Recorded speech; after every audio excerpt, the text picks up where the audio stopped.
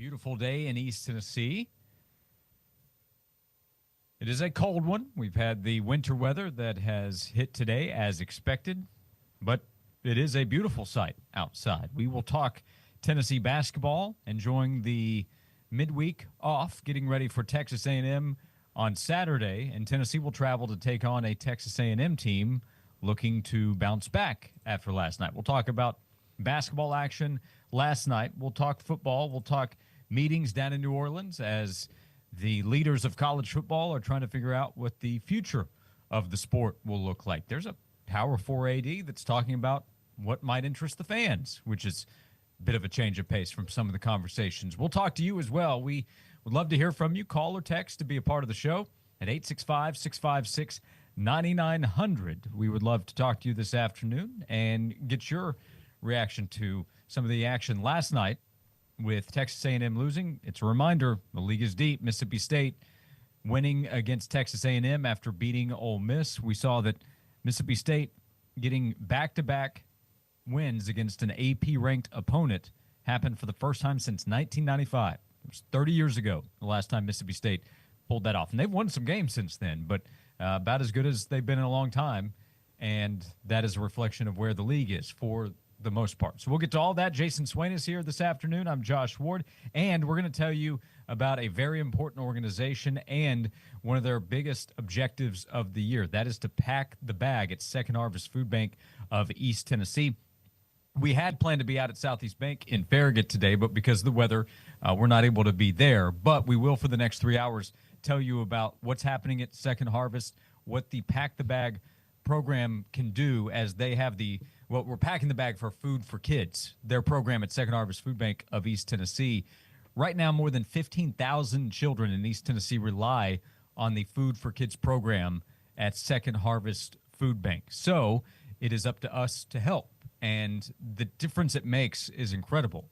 Kids rely on this program. At the end of the week, they get food sent home to them. It's provided to them discreetly. They're able to go home and they're ensured that they're going to have food for the next few days while they're away from school before they come back on Monday. Swain, I don't think there's a more important program than what Second Harvest Food Bank does with the Food for Kids program. So today and over the next few days, we are working to pack the bag. You can donate at secondharvestetn.org, and they are as efficient as it gets when it comes to the money that we give to Second Harvest and how they spend it. An $8 donation, an $8 sponsorship can cover a child for a month. If you donate $100, you've just sponsored a child for an entire year, thanks to the efficiency and the connections that Second Harvest has to provide food for East Tennesseans, and in this case, what we're talking about today, children in East Tennessee. There is no more important organization in terms of what they do every single day throughout the year, in my opinion, than Second Harvest. Yeah, big time, man. Big time stuff going on. Excited to be with you today. Excited to be with everyone today. Great calls. We had the big event a couple weeks ago where we were there on location and was a part of donations pouring in and breaking records and feeding young people so that way they don't have to worry about only getting their only meal of the day at school. And so this is a very, very important time, especially with the weather being what it is right now, maybe even harder to travel to the grocery store. But you mentioned the efficiency. You mentioned a little going a long way in terms of what can be provided for young people with simply a $8 or $100 donation. So, man, it's good to be here with you, man. Big stuff going on in East Tennessee. It's always a reminder that this is the volunteer state, and it's that way for a reason. SecondHarvestETN.org is the website. Would love your support as we look to pack the bag. It's the Food for Kids program at Second Harvest Food Bank. We'll tell you more about the organization, what they do, how they work to provide food for kids and for people in East Tennessee. We'll do that for the next 3 hours, inviting you to join us as well. The number again is 865-656-9900. Tennessee off during the midweek, Swain, which is good timing, I'd say. 5 games to go in the regular season. Tennessee has not had a deep lineup due to injuries that have occurred, as well as Cam Carr leaving the team. So getting a little bit of a break before a big road trip against a team that will be highly motivated. Texas A&M entered the week as a projected 2 seed, the number 6 team overall, right behind Tennessee. But they went down last night against Mississippi State, which is not a big surprise. Mississippi State was actually favored in the game, and State's a tournament team. But A&M will be back at home on Saturday, and they will be highly motivated with Tennessee coming to town. Yeah, it was a really good game. I mean, we did our power poll yesterday, our last show, and had this game ranked very, very high as far as the top games to watch last night. Probably should have had that Kansas BYU game up there too, because it was fun to watch Kansas get smashed the way they did against BYU. That great atmosphere that they had, but Mississippi State, that's a tough place to play. The Hump, it was a great atmosphere. Did Mississippi State fans know that they were favored? Probably not. Maybe it was a celebration of the stat that you just named off earlier with the 2 back-to-back, top 10 wins, first time. Just AP ranked, not even top 10, AP ranked opponents in back-to-back conference games, so in the SEC. But it's the first time in 30 years, 1995, the last time that Mississippi State won back-to-back games against ranked opponents in conference play. Well, that explains why they rushed the court. That explains it. Because I was like, wait, is Texas A&M? Are they number 1 in the country? Number 2 in the country? What is going on here at the Hump? I thought Mississippi State was favored, but it was a cool game. It's what makes college sports awesome, right? The passion with the student section, the fans rallying around a team, the community rallying around a team. It's pretty cool, man. Josh Hubbard was interviewed after the game by the guys there in the studio, Patrick Young and our guy Ron Slay. And, I mean, it was just an awesome atmosphere. That's what it's about. But my goodness, Josh Ward, storming the court for that? And then all you did was mess around and have Texas A&M all upset playing at home against us. Thanks a lot, Mississippi State. Yeah, you probably don't love that, right? If you're on the Tennessee side of things. Nah, it's whatever. It's okay. Whatever. Yeah. I mean, it'll make our win better, for sure. Yeah, either way, Tennessee was going to go into the game on Saturday ranked ahead, placed ahead of Texas A&M. The game was going to be very important for the Aggies either way. Yeah, if Mississippi State would have lost to Texas A&M, it would have made our win better. But whatever. I mean, I doubt Texas A&M drops too much because they lost on the road to a really good team, and so it's still going to make our win look good if we're able to pull it off. Florida against Oklahoma, that one's officially in the tank for the Sooners. Florida just rolled OU. For sure. I like to file a police report. Somebody missing? Or no, was that an assault? It is a assault and battery. Okay. Complaint I would like to file. We don't promote violence. On this program, this is a children's program, Josh Ward, and so I just like to file a arrest complaint. I feel like the Tennessee baseball team, they should be under arrest for what they just did yesterday to UNC Asheville. I mean that they are our neighbors, Josh Ward. In the cold too. 29-4. 29-4. That was a football score. Yeah. That's a blowout, and that's a blowout in football world. You lose by 21 points, 3 touchdowns in football. That's considered a blowout. 29-4. It was an early game, 4:00. At least moved up a little earlier than planned, and we thought Tennessee would try to do its best to make quick work against UNC Asheville with the weather coming in. It took a while longer maybe because of those runs that they were scoring. 29-4. Tennessee baseball improving to 4-0. They just run rule everybody to this point. Did so against Hofstra this past weekend in the 3 wins to open up the season for the reigning national champions. And last night, 29-4 over UNC Asheville. We will come back. We will tell you more about Second Harvest Food Bank and the pack the bag plan that we have over the next few days to support Food for Kids, the program at Second Harvest. And when we come back, we'll tell you about a local organization helping make that happen for Second Harvest. We'll continue the conversation and invite you to be a part of it. 865-656-9900 to join us on Josh and Swain.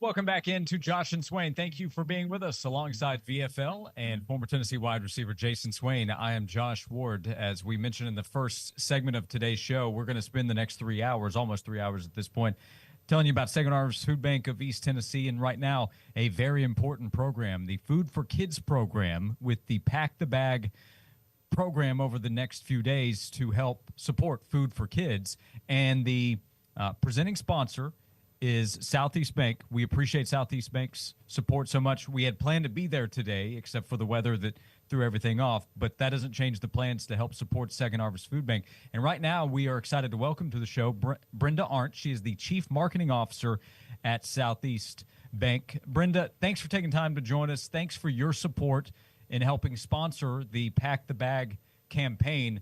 Why is this initiative so important to Southeast Bank and what you're trying to accomplish? Well, at Southeast Bank, we believe in strengthening our community in every way we can. Supporting Pack the Bag aligns with our mission to invest in the well-being of communities. Hunger affects children's ability to focus and learn and grow. And we know that a stronger future starts with ensuring basic needs are met. We've been proud to work with Second Harvest since 2022. And as the presenting sponsor of Pack the Bag, Southeast Bank is helping to provide essential nutrition to students so that they can thrive in school and beyond. To date, we've donated over $250,000 to support this important work with the Pack the Bag program. Brenda, what does it mean for Southeast Bank to support students and families in this way? Community investment is at the heart of everything Southeast Bank does. We don't just provide financial services, we strive to be a partner in improving lives. Supporting programs like Pack the Bag is just one way Southeast Bank is making a meaningful impact. We believe that when students have resources they need, it sets them up for success, and a successful community benefits us all. We're grateful to play a role in this initiative alongside Second Harvest. Brenda Arndt is with us from Southeast Bank. And Brenda, we appreciate your support so much. How can others support the effort with Second Harvest? Right now, a great way to help is by supporting this Pack the Bag fundraiser running through February 22nd. This effort aims to feed over 15,000 children in the Food for Kids program by providing bags of nutritious food each week. A donation of $8 sponsors a child for a month, and $100 covers an entire year. There are many ways to get involved, whether through donations, volunteering, or spreading the word. We just encourage everyone to visit Second Harvest's website to learn how they can help and to see more about how Southeast Bank is making a difference in the communities we serve in Tennessee. Visit southeastbank.com/community. Brenda, we appreciate you so much. Thank you for joining us. And thank you so much to Southeast Bank for your support of the community and support of this really important campaign, Packing the Bag for the Food for Kids program. It means so much. We really appreciate you joining us, and thanks for what Southeast Bank does. Thank you. We're proud to be a part of the effort and encourage everyone to join us in making a difference. Thank you, Brenda. We appreciate your time. That is Brenda Arndt with Southeast Bank. She is the Chief Marketing Officer. Appreciate her time and appreciate the effort. So when I think about that number, we would love for you to donate and contribute as much as you can. $8 makes a huge difference. You can sponsor a child for a month, but you can sponsor a child for an entire year with $100. It is easy to go out to dinner. You take your family, or maybe not even your family. Maybe it's you and your significant other. It's easy to go out for dinner for one night and spend $100. You donate $100 today to Second Harvest, and you can sponsor a child for an entire year. Think about the difference that can make. Oh, heck yeah, man. I was thinking about $100. I mean, that's every time my family goes out to eat. And so to think about impacting a young person's life for an entire year, making sure that there's food in their belly so that way they can concentrate, they can focus in school, they can have the nourishment they need to continue to develop mentally and physically. Like that's a game changer. So if you can, please, man, do donate and allow Second Harvest Food Bank to continue to do what they do, which is, man, just operate with great efficiency and impact so many lives here in East Tennessee. Yep, and you might be wondering, okay, so what kind of food are they sending home with the kids? They keep nutrition in mind. That is the priority. So each bag contains fruits, dairy, vegetables, grains, and protein, and they make sure these foods are easy to consume, no cooking required, and that they are nutritious for the children when they go home during the weekend. It happens every Friday. Children are given a bag of nutritious, easy-to-eat food discreetly, and it goes home with them and helps them get through the weekend until they're back at school on Monday, where food can be provided as well. So it is so important. SecondHarvestETN.org is the website. They make it very easy. If you would like to contribute, if you would like to donate today, if you would like to set up something like a monthly donation, I highly encourage you to do that. So SecondHarvestETN.org is the website, as the Pack the Bag fundraiser is happening right now, will for the next few days, to support the Food for Kids program at Second Harvest Food Bank, and we appreciate the support from Southeast Bank. 865-656-9900 is the number if you would like to join us. John Wilkerson noting, by the way, Swain, with the 29-4 win over UNC Asheville, Tennessee had 3 trips through the lineup from the start of the second to the end of the third inning. 3 trips through the lineup. That's fun. That's just fun, man. When you have games like that, when it's all clicking, when everyone's playing, everyone is eating, making plays, it's fun. Yeah, this is going to be a good team. Now, the league is going to be as strong as we've seen probably when we look at what 4 of the top 5 going in, 6 teams in the top 10, depending on where you look probably. So we know that the SEC is going to be really difficult, but we're not worried about that. Yeah, we've seen teams come back from winning the championship and have a drop-off, and nothing is guaranteed. What happens against Hofstra and UNC Asheville does not tell us everything, but I'm betting Tennessee is going to be back in contention again this year in the SEC. Yeah. I mean, we're used to competing in the SEC.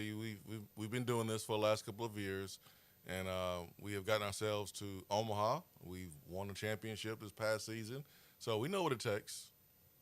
I think the grind of the SEC regular season prepares us for that push, and we've seen, the Floridas of the world not play so great during the season and then make a push late. We've seen Ole Miss look terrible at one point of the season and go on to win a national championship. So this league is filled with talent, great teams. Tennessee's one of them. I like our chances. A lot of talent, a lot of young talent that's hungry to get in there and prove what they can do. Hey, what's going on there at Kansas? You mentioned the Jayhawks. They had a tough time again last night. Bill Self, he doesn't like this team. He don't want to look at him anymore. He don't want to talk to him anymore. He wishes he can put those players back into the transfer portal. That's really what he wishes. We'll see how it plays out, but it can't be a good sign when you're 10 days away from March saying, yeah, we need to get away from each other.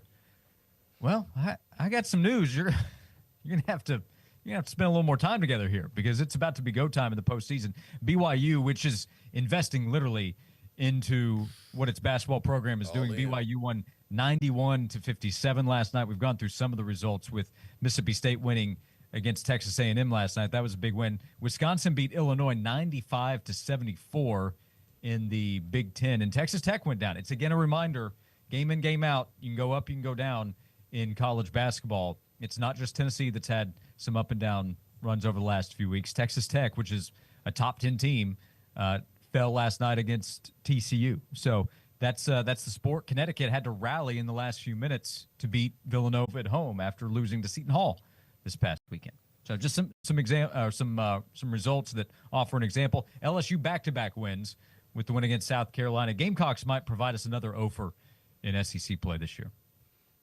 Yep, that means they'll be good next year then. That it does. Look at Missouri this year. Here's what South Carolina has remaining. Texas on Saturday. Could win that one, be at home. And then at Missouri, going to be tough. Arkansas at home, don't count them out. Yeah. Georgia at home, maybe. And then Tennessee at Knoxville. Better not be a win for South Carolina, I would say our listeners would respond. So maybe South Carolina pulls off a win, but they're 5 games away from going 0-for in the SEC. Well, somebody has to stink. Yeah. I mean, it's just the way it is, man. Like, you're either the hammer or the nail. So there's a lot of hammers in the SEC this year, but there still has to be a nail. South Carolina is that nail. LSU is that nail too, but South Carolina more so than LSU. Yep. LSU with back-to-back wins beating Oklahoma, which all of a sudden is not quite as impressive. Oklahoma falls to 3-10 in SEC play, and they're playing their way out of the NCAA tournament. We'll move forward. Meetings are happening. Not counting on it. Tournament. They're playing themselves out the NIT at this rate. Yeah, if you go let's say they win, they might lose out. They've got Mississippi State and Kentucky at home in the next 2. They might lose out. Oklahoma's in danger of getting turned down by 4 or 3 at the club. Swain. Keep playing, Oklahoma. Keep playing. You won't even be in NIT. What, Josh? I mean, you might be right because they're 16-10, which is perfectly fine to get into the NIT. But if they lose out and then they go one and done in the SEC tournament, they're 16-16 and they're not getting an invite. Yeah, well, you saying my name like I said something wrong. Well, you didn't necessarily. They got cool uniforms though. I like the cream Oklahoma units with the jump man on the front. But yeah, I mean, it's too much winning going around in the SEC for Oklahoma to sit around and not do anything. So I'm sure they'll do something. Swain, you know why golfers take an extra pair of socks to the course? Keep their feet dry. No, in case they get a hole in one. Ah, yeah, that's a good one right there. We'll come back here on Josh and Swain. We are covering all the sports, as you can tell, this afternoon, as there are meetings that are happening in New Orleans to tell us some idea of what the future of college football and college sports will look like. We'll get to that coming up. The fans getting a mention. 865-656-9900 if you would like to join us today as we continue to tell you about Second Harvest Food Bank and how you can support the Food for Kids program. A donation at secondharvestetn.org can go a long way. $8 will sponsor a child for a month. $100 will cover an entire year. We'll continue right here on Josh and Swain.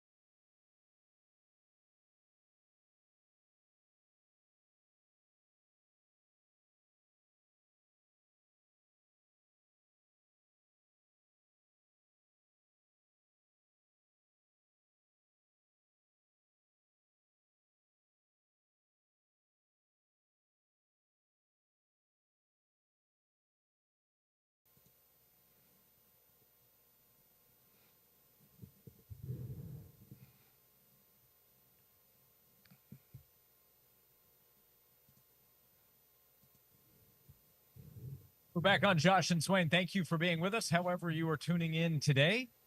We're on 99.1 The Sports Animal, on AM 640 The Sports Monster in the Tri-Cities area. You can watch with us on the 99.1 Sports Animal YouTube channel, or if you're streaming live, listening on demand, you can listen anywhere, anytime. Thank you again for hanging out with us today. Swain, leaders of the SEC and the Big Ten are hanging out in New Orleans this week as they are discussing the future of the sport. That includes the college football playoff that will affect scheduling.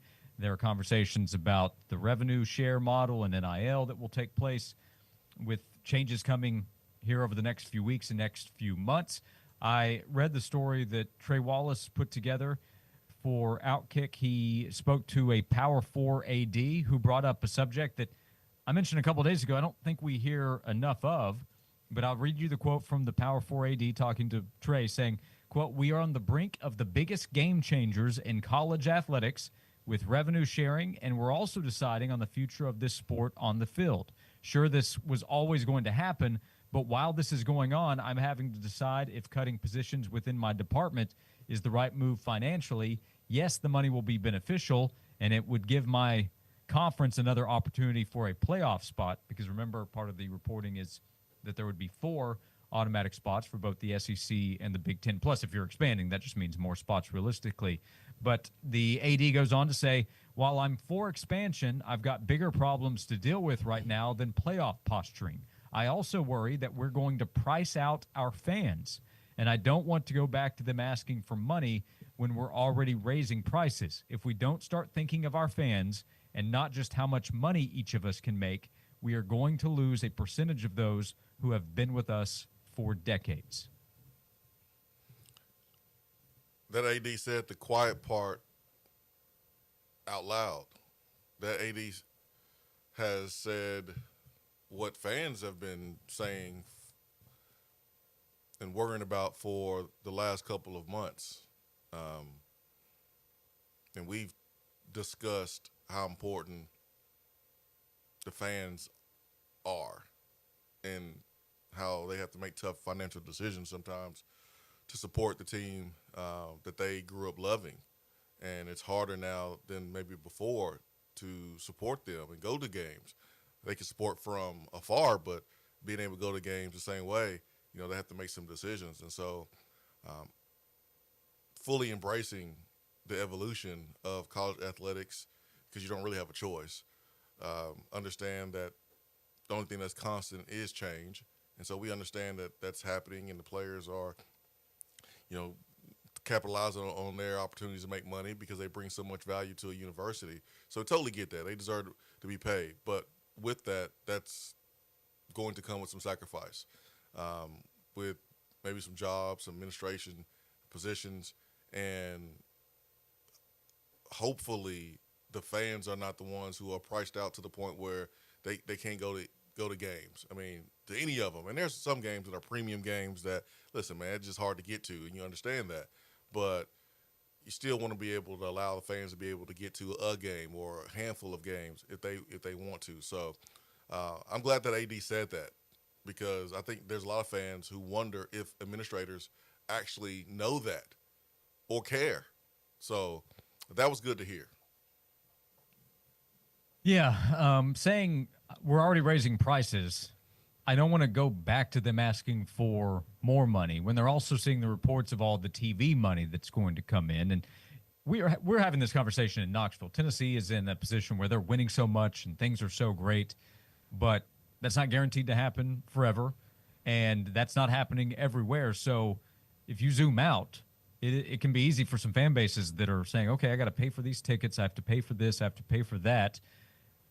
Are the results really going to be that much better? And then some of the storylines, some of the conversations that take place over and over and over again about NIL and the transfer portal and players bouncing and going somewhere else, that can just be a turnoff to some fans. Not everybody. For some fans, it's exciting. You love the constant news cycle of this and that happening, and it keeps you maybe more engaged for 12 months out of the year. But for some fans, like, maybe I'll just spend my time doing something else. That's what they want to avoid happening in the future. Getting out in front of that instead of having to fix it is the right move, should be talked about this week. It's not going to be the priority. The priority is still going to be expansion of the playoff and what can the SEC get, what can the Big Ten get, what will they allow probably the ACC and the Big 12 to get, and how much money they can get through all of that.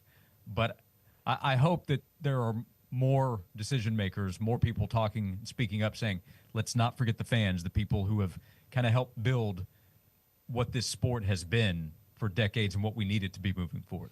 Yeah, let's also understand that not every athletic program is in the same place. Right.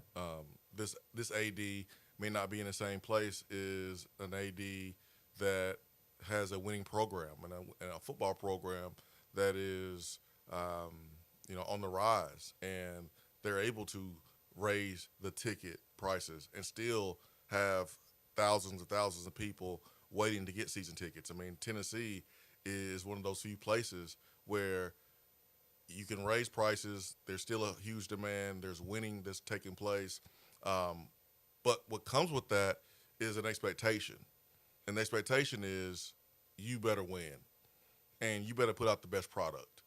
And so if you're raising prices, if you're asking fans for money, if you're asking fans to do this, well, what they want in return is a winning product. So think about that when you're recruiting players. Think about that when you're putting together coaching staffs and you want to penny pinch. Think about that when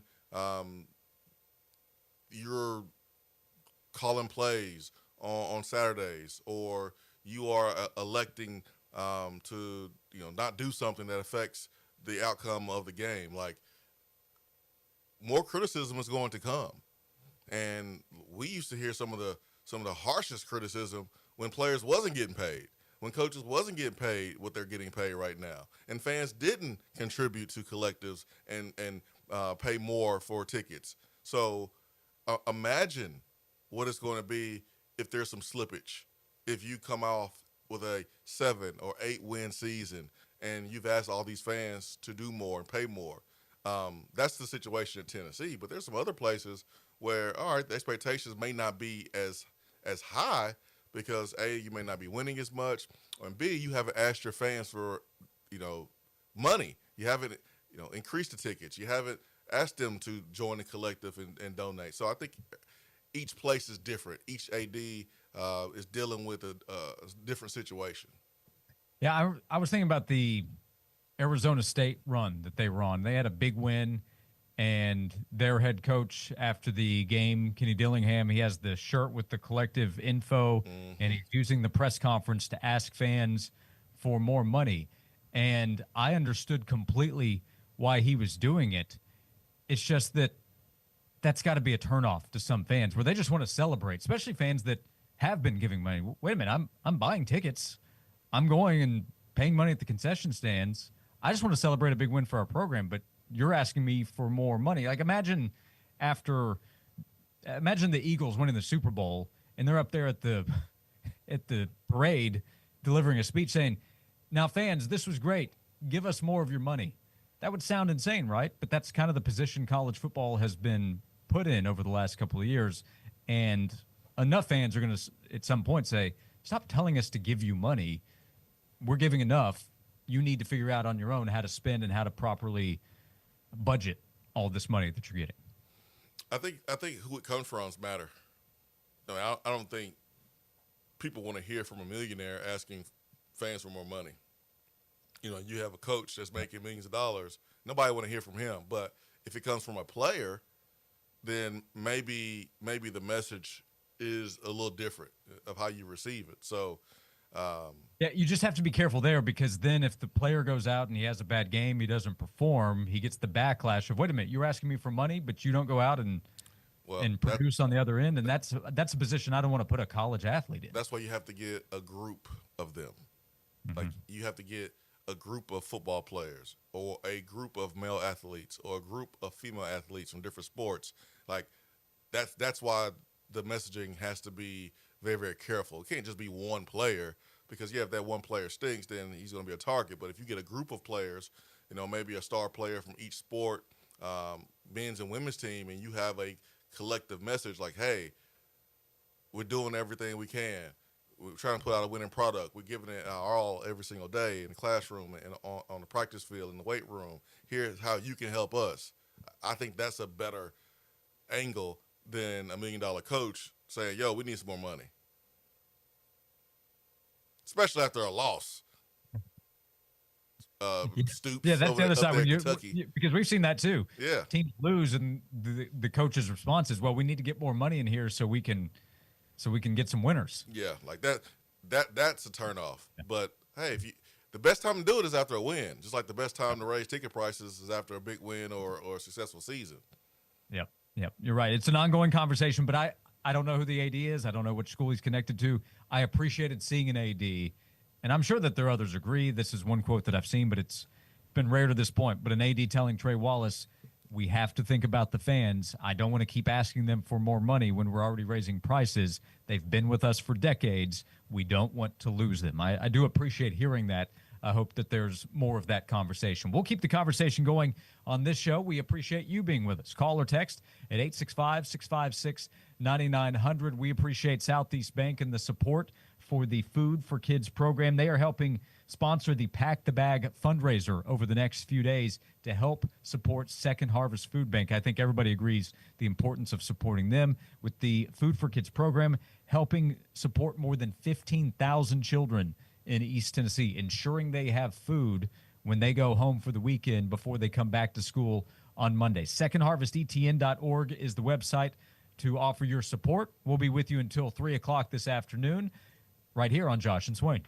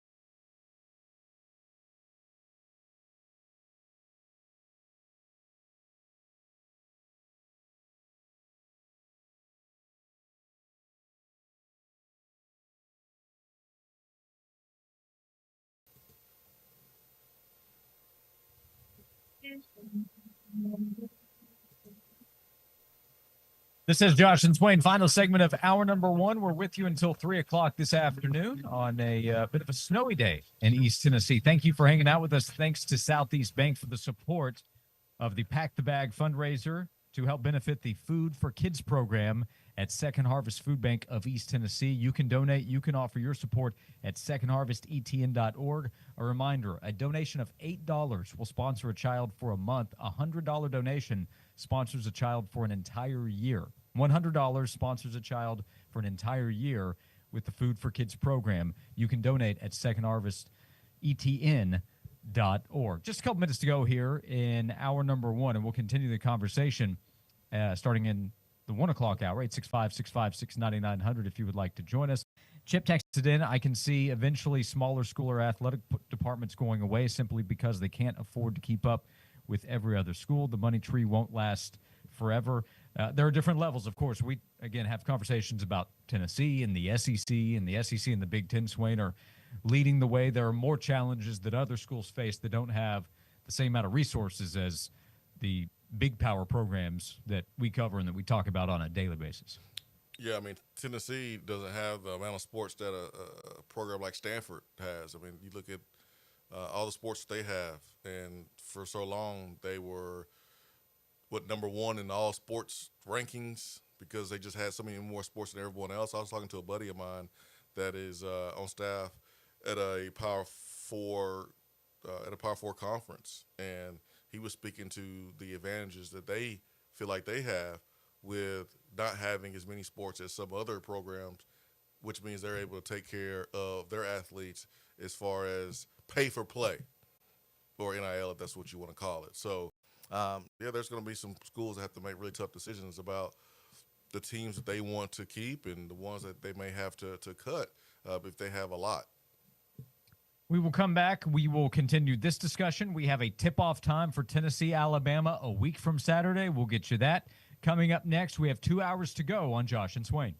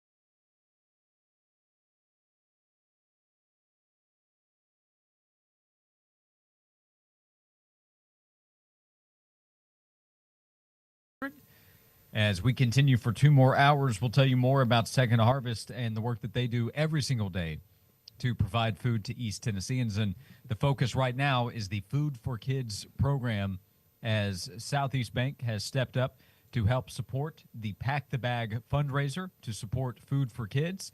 And what you are supporting is the goal throughout the year, 12 months out of the year. There's no season for hunger. It's all the way throughout the year. Hunger has no season, and Second Harvest helps all year long. More than 15,000 children in East Tennessee deal with hunger issues. Second Harvest steps up to help. For $8, you can sponsor a child for a month. For $100, you can sponsor a child for a year. Every dollar adds up to make a difference. If you would like to donate, if you would like to support, it is very easy to go to secondharvestetn.org.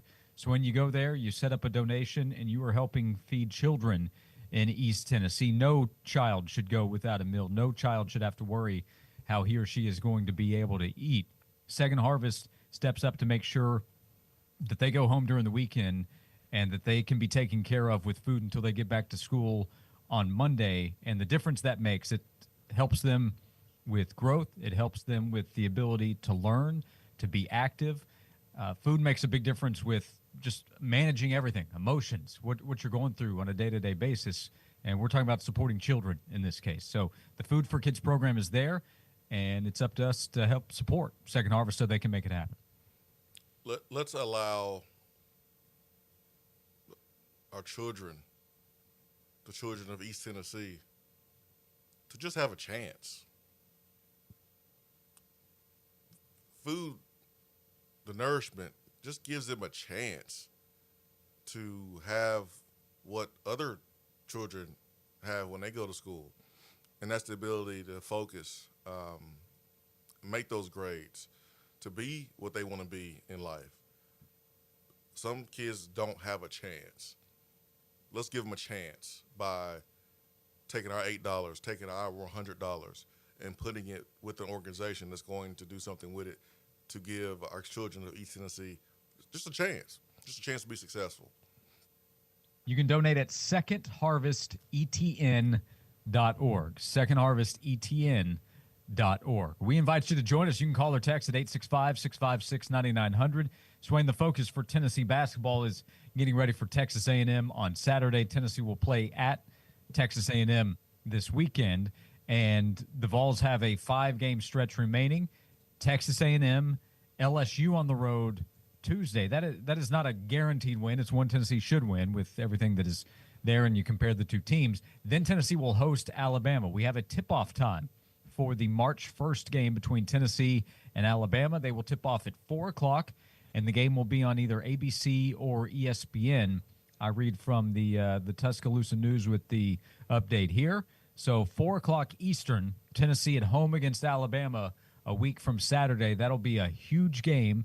If Tennessee can win this Saturday, take care of business on the road against LSU, a win against Alabama could put Tennessee in a really good position in that final week to go after a number 1 seed in the NCAA tournament. Alabama right now would be positioned as a 1. The Tide will be on the road against Missouri tonight. It's a brutal stretch, as we've discussed over the last few days for Alabama. Bama plays Missouri on the road tonight, Kentucky at home Saturday, Mississippi State at home on Tuesday, and then the Tide will come to Knoxville Saturday, March 1st. I mean, the opportunity is there for Tennessee. I mean, you want to be that number 1 seed. No one can convince me that that's not the goal, is to be a number 1 seed and have an opportunity to go run the table. But, hey, if you are number 2 seed, you still can go achieve all your dreams of winning a national championship, getting to the Final Four to be able to do that. But it's right there. I mean, Texas A&M, they're a really good basketball team. They slipped up last night. But you beat them, you beat Alabama. Those are some awesome quality wins that can help you leapfrog, Alabama for that number 1 seed. I look at what A&M did last night, and, 19 turnovers.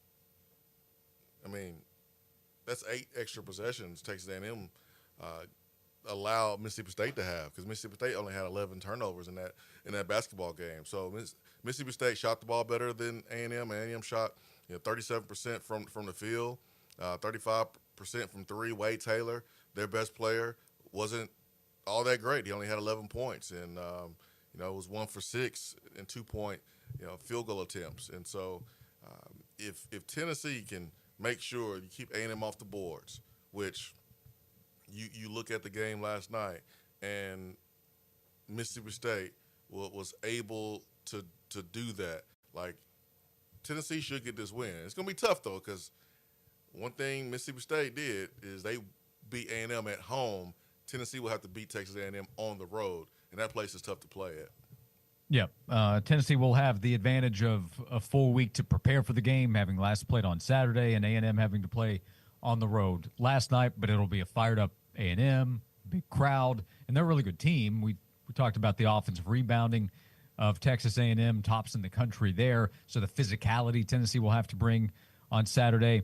Alabama right now is one spot behind Tennessee. If you look at the NCAA net rankings, the top 5 in the NCAA net rankings: Auburn, Duke, Houston, Florida, Tennessee, and then Alabama right behind Tennessee. Texas Tech, which lost last night to TCU, Iowa State, Arizona, Wisconsin to round out the top 10. Arizona won on Monday against Baylor, but that broke consecutive losses, a streak that had started up for Arizona. So it's not easy. Kansas is going through a terrible time there in the Big 12 with where they are. So despite some of the ups and downs Tennessee has experienced in SEC play, the ups for Tennessee over the course of this season have outweighed a lot of the others for other teams out there. And we'll see how things finish up for Alabama. Ron Slade joked yesterday that if they can come out successful, however you want to describe that, in this final 6-game run, maybe give them a bye in the NCAA tournament because of what they face. He's joking, of course, but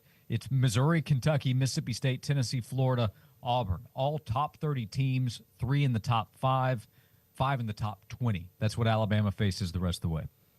What's the likelihood of hearing a representative from Alabama? It could be a coach, it could be an AD, get on TV and politic, make their case of why Alabama deserves the number 1 seed if Tennessee beats Alabama and Alabama has a tough stretch at the end of the season. I mean, that wouldn't be something Alabama has done in the past, would it? I can't think of an occasion where something like that has occurred. Tennessee fans better not storm the court if they beat Alabama. Storm the court? We've already beaten Alabama when they were ranked high before, when Brandon Miller was there. Tennessee's won the last 3. Yeah. The Crimson Tide. They swept them last year and beat Brandon Miller 2 years ago when Alabama came to town. We don't storm the court in basketball. No. Has it happened since beating Florida in the mid-2000s? I don't recall. I don't remember. I think that was it in, 06, I guess that would have been? So that would be almost 20 years ago. Yeah, I guess I wasn't at that game because I don't remember storming the court in basketball or seeing it. I remember, I believe first name was Michael. Michael Goggins was a recruit who stormed the court, thought there was a good chance he was going to end up at Tennessee. He went to Auburn, was a solid player. He stormed the court. I thought, he's definitely coming to Tennessee, seeing him storm the court with the fans. He did not. His mom once yelled at me for calling too late. Shortly before signing. How late was it? I mean, your late can't be anything later than 8 o'clock. Right. So how late was it? Well, I think he was in Central Time. Well, I think I had called and then had to call back. It was based on, I'm trying to remember the details, but maybe he scheduled a late trip to go somewhere else, and I needed to call and confirm that he was doing that. So I was trying to do my reporting diligent. She was doing her job as a mom, and she not too long, but she told me that it was time to hang up the phone. She gave you the business. She gave me the business, yeah. All right. Yeah. It's part of the job. But I don't recall. I might have been calling a house phone, so I probably was. So that probably added. You experienced that. Your uncle said, "Hey, you get your own line. I'm tired of this, right?" Don't be calling my house all late. What's wrong with you? There's a window when you're supposed to call. Don't call too early. Don't call too late. Yeah, man. Recruits, they love to storm the court in the field of where they're visiting. Right? But when it comes down to signing, huh? It happened in the Alabama game, right? Yeah. How many of those kids came to Tennessee? Signed with Tennessee. They should be required to sign with Tennessee. Only if they were good, though. 'Cause sometimes, kids come on visits and, schools really don't want them. They just let them come on the visit. But, like, the kids that the school really, really, really wants, listen, if you're going to storm the field or the court, you got to go to that school. What if you tell them, hey, we're gonna have to take some of your NIL funding out to help pay for the fine? Yeah, like you're acting like a fan. Like you're acting like you're invested by jumping on the court and jumping on the field. That's all I'm saying. Like I went to a game as a recruit, and if the fans stormed the field, like I wouldn't have felt the need to do that because I wasn't invested. I wasn't a Tennessee Volunteer at the time. It didn't matter to me that much. Of course, I was rooting for Tennessee to win, but like not like the fans that were on the field. I mean, it means more to them. But yeah, if you're a recruit, you storm the court or field, you need to be signing with that school. That's my new rule. Todd with a good question that I don't know the answer. I don't remember. I was there and I don't recall. Todd asked, did Tennessee fans storm the court after upsetting Kansas? When number one Kansas came, remember Tennessee did not have its full roster of players. Joel says no. So no. Okay. Yeah, thanks for looking that up, Joel. So the answer is no. We got our answer. So I think 06 against Florida would be the correct answer there. That's my guess of the last time Tennessee fans stormed the court in basketball. So Tennessee's had 2 football field stormings since the last basketball court storming, if I'm correct in my 06 guess. Well, let's just make sure Texas A&M doesn't try to storm the court on us, since we are right ahead of them and all. Yeah, that two teams both projected as 2 seeds in the NCAA tournament with 2 weeks to go in the regular season storming the court. I can't keep up with how fans decide whether to storm or not, because I wouldn't have thought beating A&M last night was storm worthy for Mississippi State, but fans decided otherwise. It's been a while, man. It's been a while. They need to storm the court. They haven't had a lot of success in basketball down there. So Chris Jans is doing a good job. So that's probably why they were like, if we don't do it now, we don't know the next time we'll be able to do it. Which I don't agree with that because that's a good basketball program under Jans, and they may do it again this year, depending on who they play. Yeah, how long is he going to be there? They may say, we need to do this before he goes. I mean, he's in a pretty good spot, but, I mean, he would need to make sure that the next offer is a better gig, which, listen, if I'm a school looking for a head coach, I mean, he would be a candidate. Yep. It's his 3rd season at Mississippi State. He's making money. They're winning. With all due respect, it's Starkville. Yeah, I get it. 865-656-9900 is how you can be a part of the show.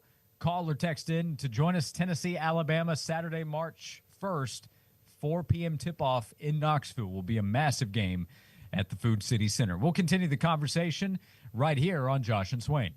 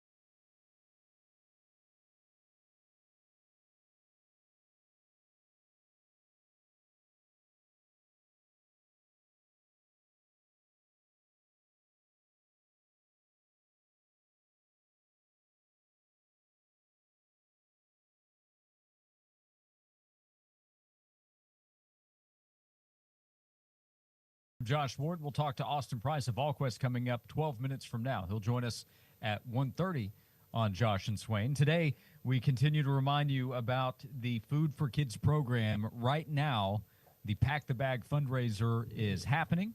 Southeast Bank, a proud sponsor of the Pack the Bag fundraiser, and a reminder of what Second Harvest can do with the money that we provide to them. An $8 donation can sponsor a child for a month with the Food for Kids program. A $100 donation, $100, that can sponsor a child for 12 months, a full year within the Food for Kids program at Second Harvest. They make sure kids are sent home during the weekend with nutritious food, and they make sure that they're taken care of during the weekend until they get back to school on Monday. It's vital. SecondHarvestETN.org is the website to make a donation. Thanks to Southeast Bank for the support of the Pack the Bag initiative. Food for Kids program. SecondHarvestETN.org is the website to go support it. 865-656-9900 if you would like to join us. Randy texted in and said last night's A&M and Mississippi State game looked like a rugby match, and Texas A&M can sometimes not take care of the ball, turn it over.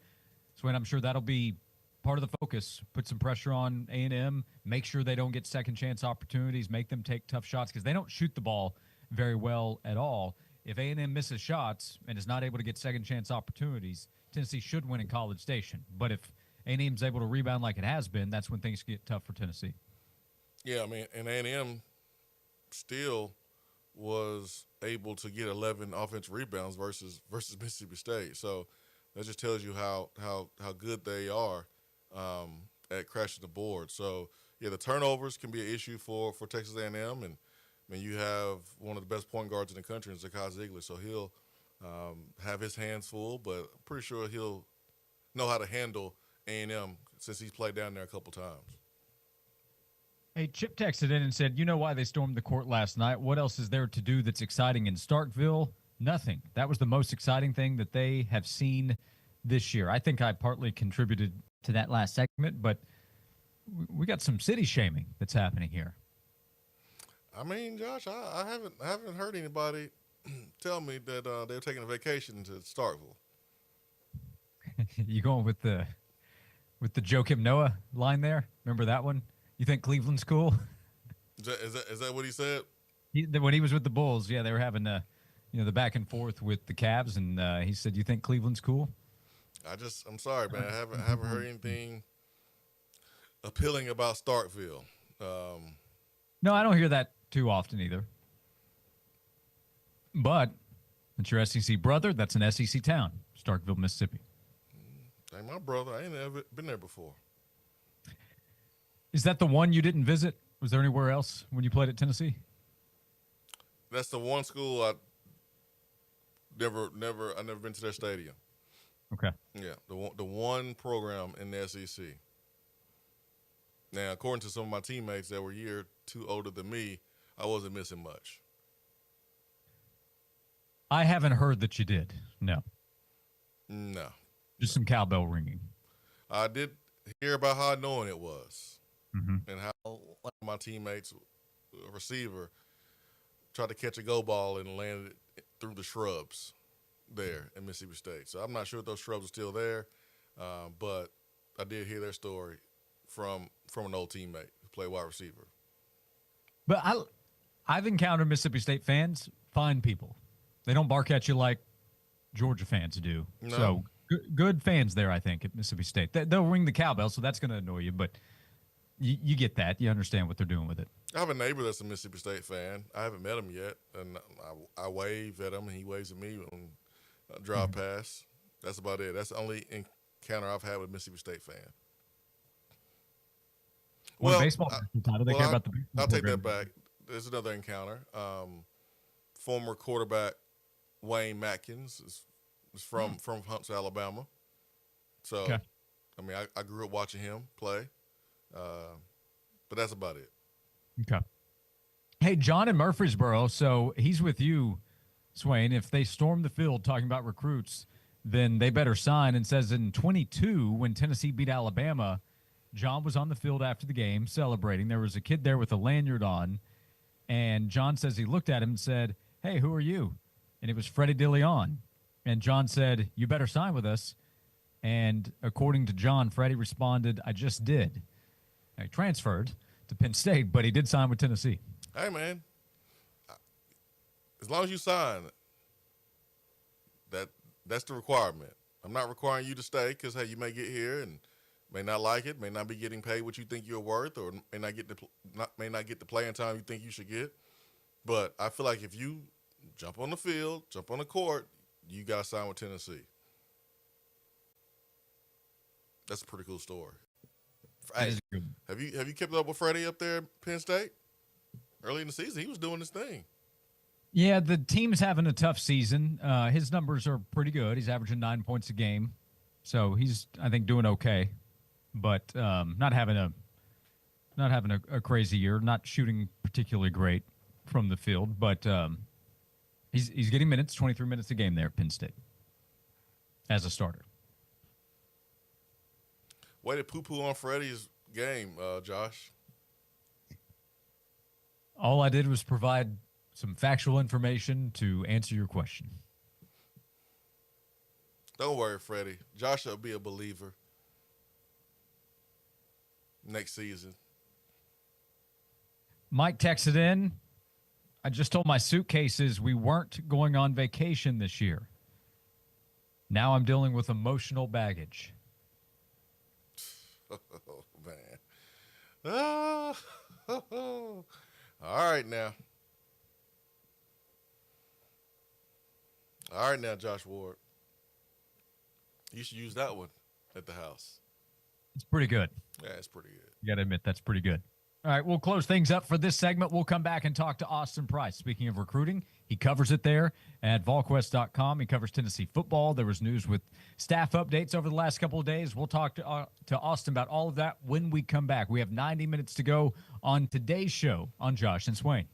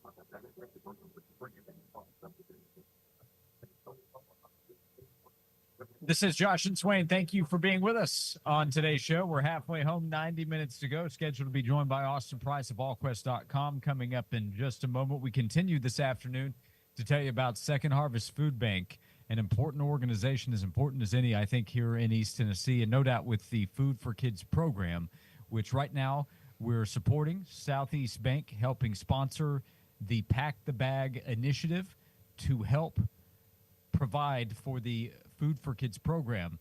That helps feed more than 15,000 children in East Tennessee every Friday with the Food for Kids program. They fill the gap during the weekend. Every Friday, children in need discreetly receive a bag of nutritious, easy-to-eat food that will last them through the weekend.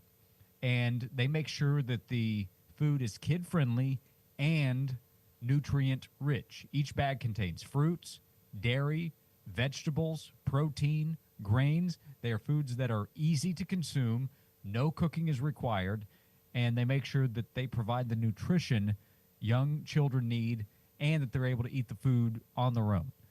That's the Food for Kids program. They need our support to help make sure that program is fulfilled. If you go to secondharvestetn.org, you can make a donation online, secondharvestetn.org. Every dollar matters. An $8 donation sponsors a child for a month. A $100 donation sponsors a child for an entire year, thanks to the way that Second Harvest is able to be efficient with the money that comes in. secondharvestetn.org to help support the Food for Kids program. We are excited to welcome to the show now Austin Price of VolQuest.com. He joins us on the Stanley Fencing and Gates hotline. Austin, thank you for the time as always. You had news yesterday on staff additions as well as coaches being elevated. Should probably start there to help replace Mike Eckler as well as fill the gap there with the special teams roles on the staff. I know your reporting had contract information as well. What stood out, either in terms of the positions that were filled or contract info that came with it, with the news of Josh Heupel's staff yesterday? Yeah, I thought one of the more interesting things yesterday was, William Martinez the last 2 years has been working on one-year deals, and he's now getting a 2-year deal again. Probably reward for how the DBs played last year. Kurt Schmidt got a new one-year deal as a strength coach. And then, of course, everybody wants to talk about the additions. They had John Bonamego, the longtime special teams coach, former Central Michigan head coach, who's an older veteran coach, to the staff as the assistant special teams coach. They elevate Evan Crabtree, who's been on staff as a special teams coach, to the special teams coordinator. And then, of course, Coach Chop. Everybody knew Coach Chop was moving up into the outside linebackers role. That's been done for a while when Coach Eckler left. And, that's probably the biggest news yesterday, to me, was just the 2-year deal for William Martinez, just because he's worked off one-year deals the last couple of years. And then, just being able to add a veteran voice to the staff, but especially with special teams and Bonamego. What kind of value has Chop brought to the staff? I mean, I know he's been really instrumental in recruiting behind the scenes, but, now that he's holding a on-the-field role, like players that you know of that Chop made a big impression on during recruiting during his time here, even though he was in an off-the-field role at the time? Yeah, he's done a really good job of cultivating and developing relationships with the current team. Obviously, everybody knows his role in recruiting. He does a really good job with that, and works relationships really, really hard. Multiple times. I mean, last year, I remember going out in February a year ago. Matt Ray and I went over to North Carolina, and Isaiah Campbell, his coach was like, "Hey, you talk to the dad. He doesn't, he's locked in with Clemson. He doesn't want to, have even, anybody come by and talk about anything else. He's locked in with Clemson." And Coach Chop just kind of kept working him, and eventually he decommitted, and then of course ended up signing with Tennessee. He's been really big. He's done a really good job in recruiting. As I said yesterday in my tweet, he's earned this promotion, right? His work behind the scenes has been instrumental in Tennessee having success in recruiting. He again is somebody that the players on the current team love to come and talk to and bounce stuff off of. And, He's got really good relationships, not only in recruiting but with the current team, and it made a ton of sense for him to move up into this role. What do you think that means for Robert Ayers? Is he going to be like the new Chop, taking Chop's spot, or do you see any changes with Robert Ayers, former Tennessee defensive lineman? Robert's worked really, more so under Rodney Garner than he has anybody. So I don't know if his role necessarily changes. I mean, maybe it changes a little bit in recruiting. Maybe he kind of, slides into that role of being able to work recruits. But again, Coach Chop is a guy who's, much older, much more experienced than Robert. So that's, from a recruiting standpoint, I think Robert still has to continue to work that angle of it. Robert's going to know the football side. I mean, he's going to be able to coach and help kids develop and that type of thing. I think the understanding how to work relationships, in states and schools and all that is something that he still has to continue to learn, because if you've not done it, if you've not done something before, you don't know how to do it. So you're learning on the fly in that world. So I think he'll grow a little bit in that.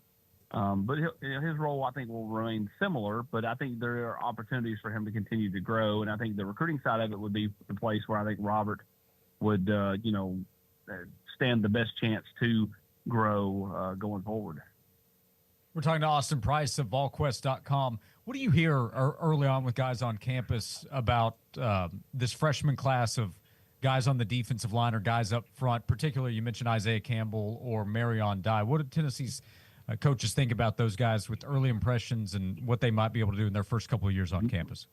The early impression, Josh, is physically they are going to be ready, right? Like they're already walking in the door physically, weight-wise, where Tennessee wants them to be.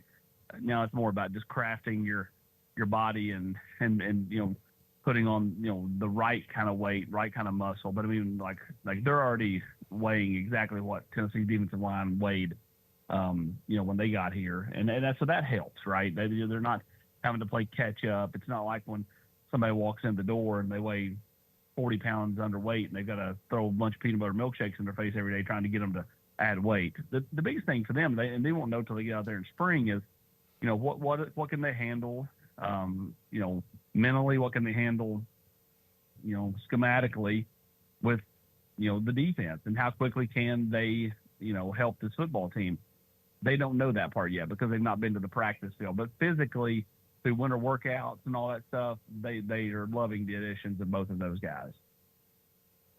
I have to imagine Tennessee's coaches hope as well. Their arrival pushes some of those young guys that the staff hopes will make a jump. I think you mentioned Tyree Weathersby and Jordan Ross as a couple of names. There are others too, but when these young guys come in that are highly touted and want to get on the field as quickly as possible, that's the competition we talk about so often of guys returning versus guys that are coming in trying to take a spot.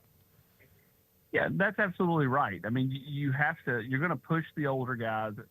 You're also trying to push yourself. I mean, they all want to play, and that's what we've talked about, the last month or two is, when you bring in a player and you're investing in them in NIL, you want to try to get them to the field as quickly as possible. They're just burning cash if they're standing there on the sidelines not playing.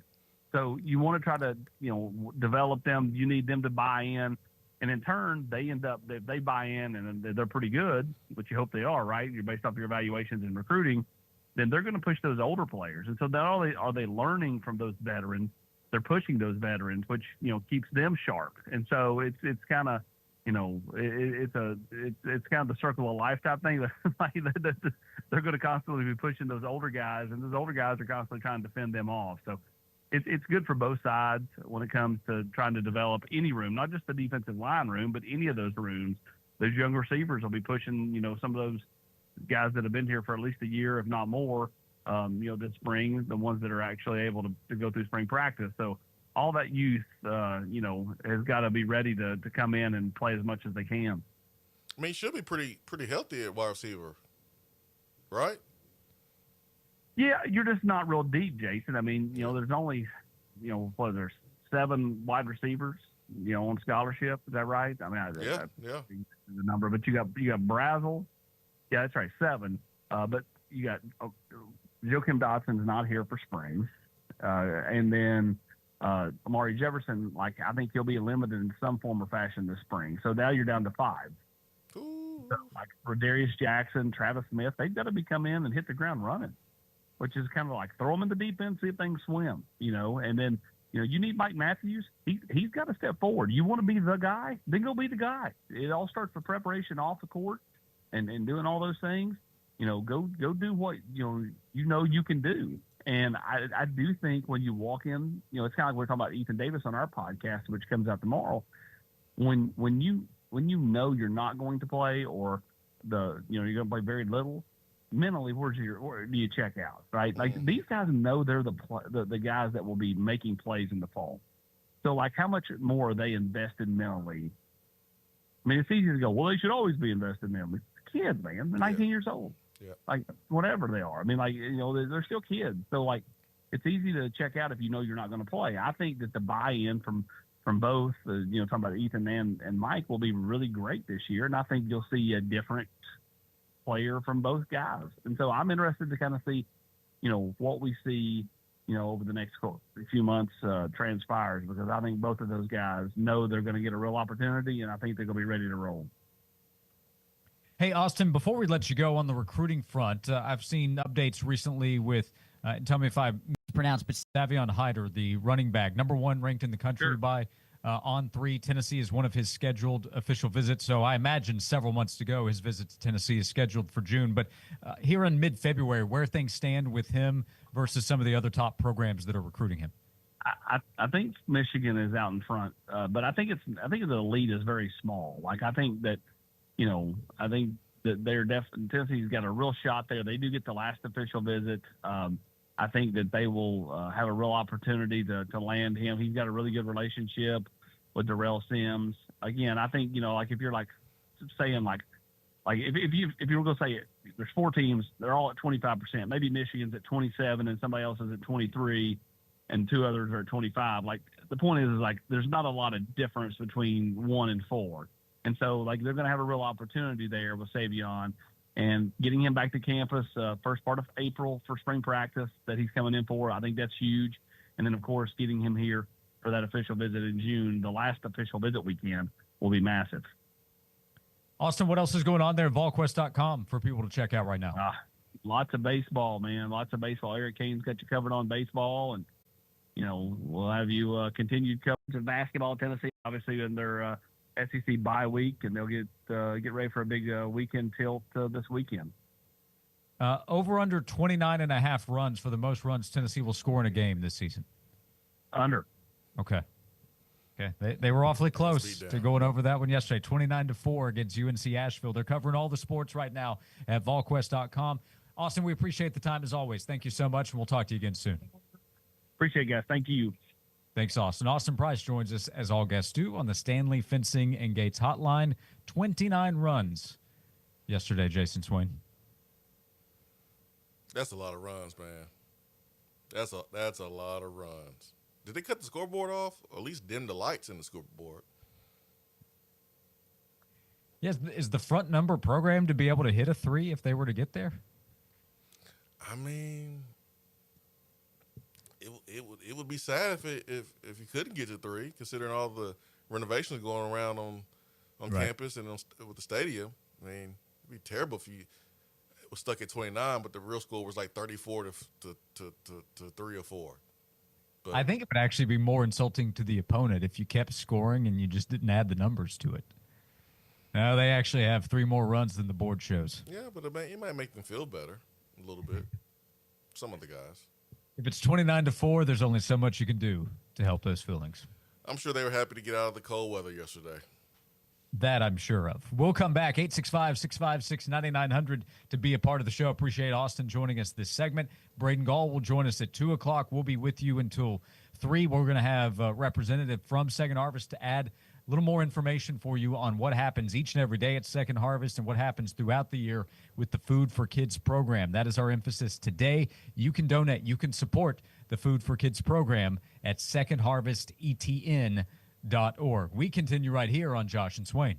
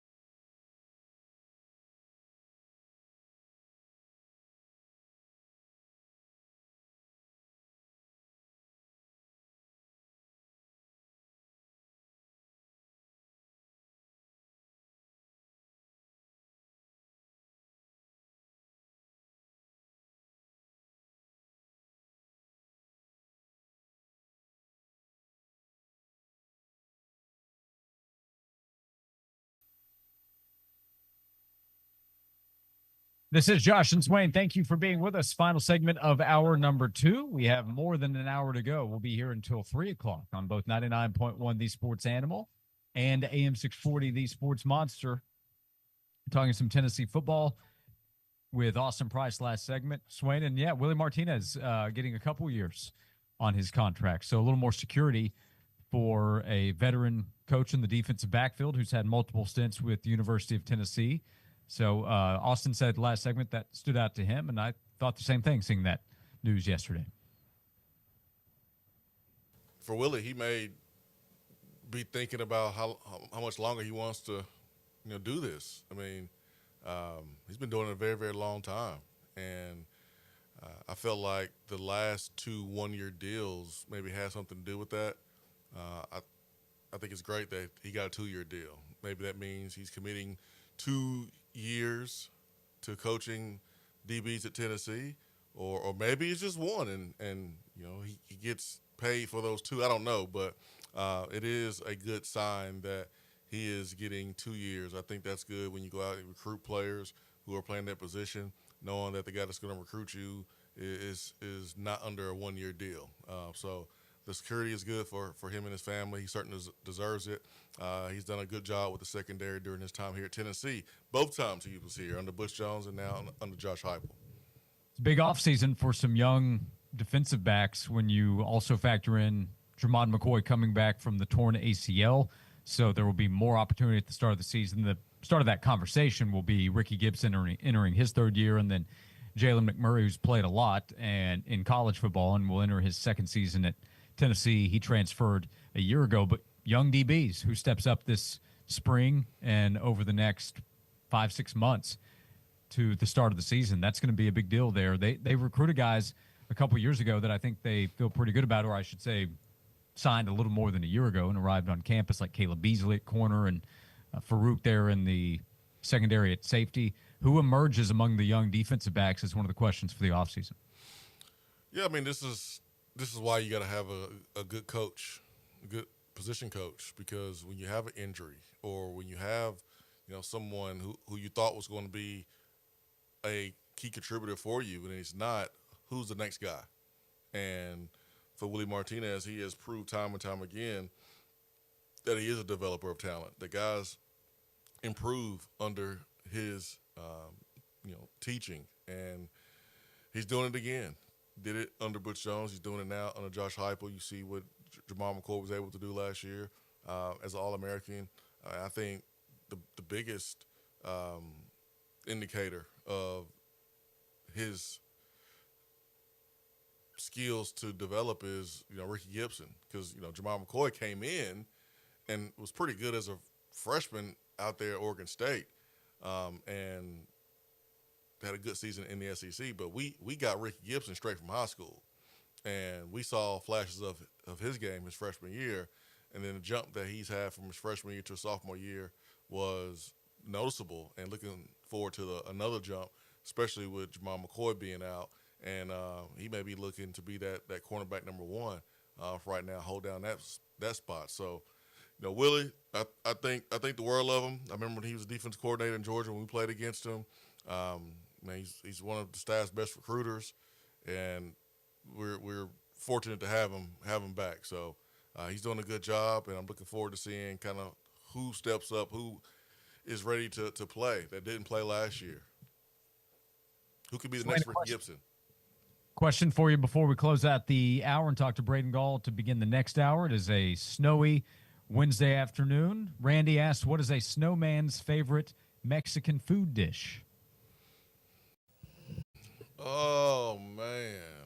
I don't know. That would be the burrito. Braden Gall of 440 Sports joins us next on Josh and Swain.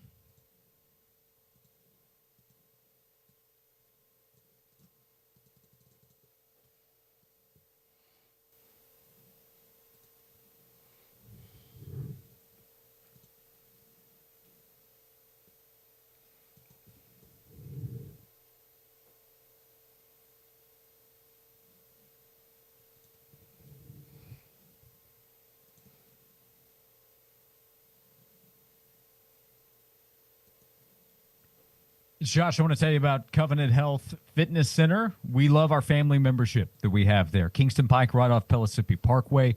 When you sign up with a membership, you're signing up month to month. No long-term contracts at Covenant Health Fitness Center. They want to make sure they earn your membership, and they want to make sure they provide you everything you need to hit your fitness goals. When you sign up, you can go through a fitness evaluation, and they can help map out a plan for you to hit those fitness goals. Every week, they offer more than 85 group fitness classes included in your membership at Covenant Health Fitness Center. For parents, they have complimentary childcare that is available. Absolutely comes in handy. We utilize it with our family membership. Also, I think later today, we're going to take the kids swimming. They love to go swimming at the indoor pool. It's heated. It's available 12 months out of the year. When we get to the summer months, we'll be excited about the outdoor pool opening up, plus all the equipment you need, different sports programs you can learn about. Stop by.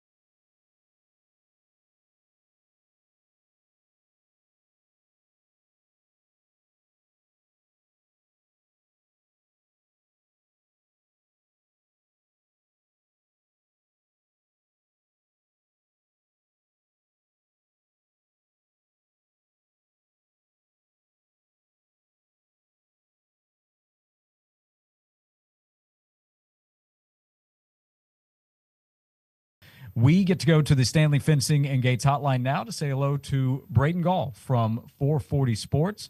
Braden there in the Mid-State and the Nashville area. Braden, thank you for the time as always. How are we doing with the snow and the winter fun there in the Mid-State?